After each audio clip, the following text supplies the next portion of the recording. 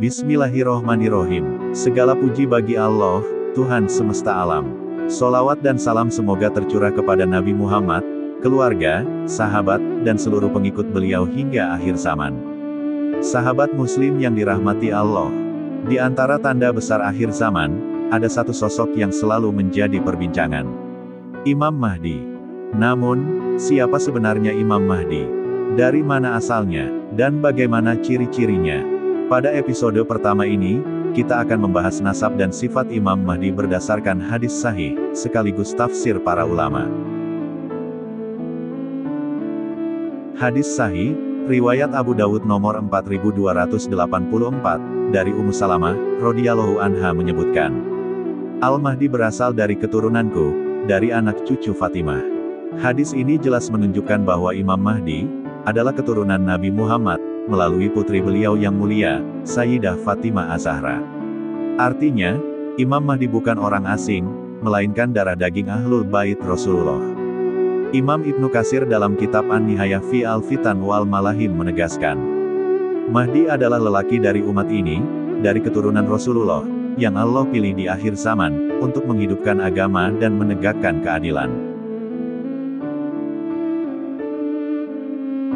Dalam hadis sahih, riwayat Imam Abu Dawud, dan Imam Tirmizi, Rasulullah bersabda, seandainya dunia hanya tersisa satu hari, Allah akan memanjangkan hari itu, sampai Dia mengutus seorang lelaki dariku atau dari keluargaku. Namanya sesuai dengan namaku, dan nama ayahnya sesuai dengan nama ayahku. Dengan demikian, namanya adalah Muhammad bin Abdullah. Para ulama menjelaskan, kesamaan nama ini adalah isyarat kesesuaian misi. Rasulullah diutus untuk menegakkan kebenaran, dan Imam Mahdi akan melanjutkan perjuangan itu di masa fitnah akhir zaman. Dalam riwayat Imam Abu Dawud, nomor 4285, Rasulullah bersabda, Al-Mahdi adalah dariku, dahinya luas dan hidungnya mancung. Dia akan memenuhi bumi dengan keadilan, sebagaimana sebelumnya dipenuhi dengan kezaliman. Dia berkuasa selama 7 tahun. Dari hadis ini, ulama menjelaskan beberapa ciri fisik Imam Mahdi.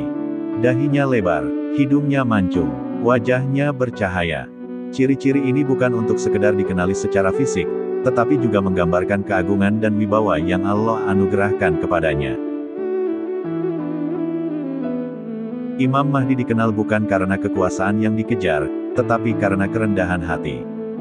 Bahkan, dalam hadis lain disebutkan bahwa beliau akan melarikan diri dari Madinah ke Mekah, karena tidak ingin menjadi pemimpin. Namun, Allah memilihnya, dan umat akan membayatnya di Ka'bah.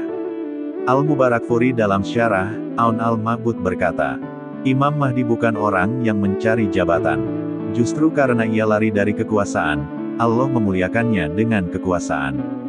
Ini menjadi pelajaran penting, pemimpin sejati bukan yang haus kekuasaan, melainkan yang dipilih Allah karena keikhlasan dan ketakwaannya. Para ulama menekankan, pengetahuan tentang nasab dan ciri Imam Mahdi, bukan untuk membuat kita sibuk mencari-cari siapa dia sekarang. Tetapi agar kita meyakini janji Rasulullah, bahwa di tengah kezaliman, Allah akan menghadirkan pemimpin yang adil dari Ahlul Bait. Al-Suyuti, dalam Al-Uraf Al-Wardi menulis, hadis-hadis tentang Mahdi adalah kabar gembira bagi umat Nabi Muhammad, bahwa meski fitnah membesar, Allah tetap menjaga agama ini, dengan menghadirkan seorang pemimpin pilihan.